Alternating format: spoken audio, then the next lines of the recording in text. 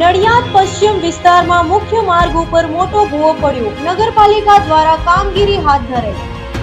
નડિયાદ શહેરમાં ભારે વરસાદના કારણે નડિયાદ પશ્ચિમ વિસ્તારમાં મુખ્ય માર્ગ ઉપર આવેલા સાંકેત સોસાયટી પાસે મસમોટો ભૂવો પડ્યો હતો. હાલ આ રસ્તો બંધ કરવામાં આવ્યો છે અને નગરપાલિકા દ્વારા ભૂવાના મરામતની કામગીરી હાથ ધરી છે.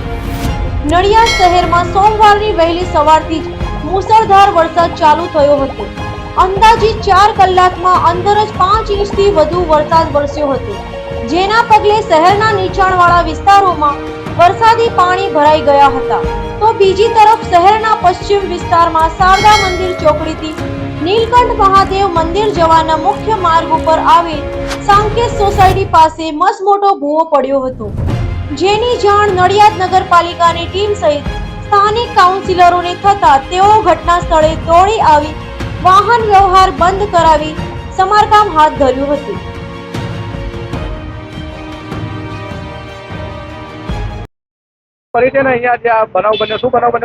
હું નડિયાદ નગરપાલિકામાં ઇજનેરી વિભાગમાં એન્જિનિયર છું અને જે ગઈકાલે ભારે વરસાદ પડ્યો તો આ જે મેનહોલ છે અહીંયા આગળ ડ્રેનેજ લાઇનનું, એમાં જે હાઉસ કનેક્શનો આવતા હતા એમાંથી કોઈ પણ લાઇન બ્રેક થઈ હશે અને એના લીધે આ ભુવાર્યું પડ્યું છે.